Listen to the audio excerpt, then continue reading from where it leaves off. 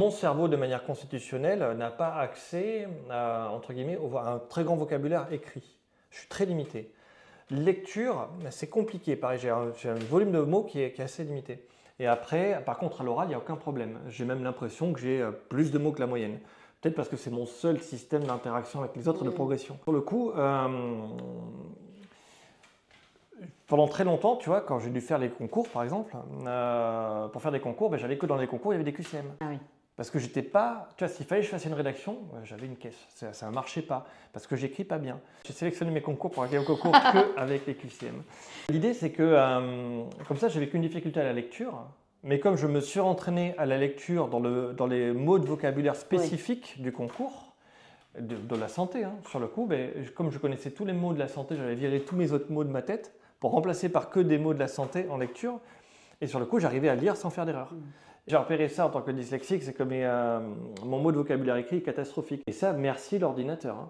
Parce qu'en gros, l'ordinateur, je tape ce que j'ai dans la tête, il me corrige. Comme quoi, il ne faut pas se dire qu'il ne faut pas avoir de difficultés à ce niveau-là pour travailler dans le paramédical. Il ne faut pas se dire si je suis dyslexique, je ne peux pas être psychomotricien, c'est pas vrai. Donc voilà, il ne faut pas s'empêcher de faire ce genre de métier-là parce qu'on a des difficultés attentionnelles ou autres. Non, c'est en essayant, c'est en essayant. Tu vois, moi, je voulais être écrivain depuis que je suis, enfin, scénariste et écrivain depuis que je suis au lycée. Mais le français me déteste. Et tu vois, là, aujourd'hui, j'ai plus de 40 ans. Et l'idée, c'est que là, à 40 ans, en fait, aujourd'hui, je suis bien meilleur que la plupart des gens. Mais il m'a fallu 30 ans, tu vois, pour y arriver. À 40 ans passés.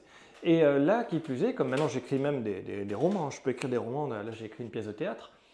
J'y arrive, et plutôt que d'avoir quelqu'un qui me corrige en permanence, j'ai programmé une IA, un personnage d'IA, qui en permanence, quand j'écris, j'envoie mon texte et il m'explique qu'est-ce qu'il faut que je modifie pour que les gens qui ne sont pas dyslexiques le comprennent.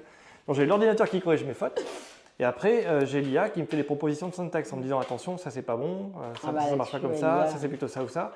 Et moi, ça me permet vraiment, c'est comme si j'avais à côté de moi un relecteur en permanence, qui me permet d'écrire à un très haut niveau, comme si j'avais en permanence un spécialiste de la langue française à côté de moi qui m'aidait à corriger.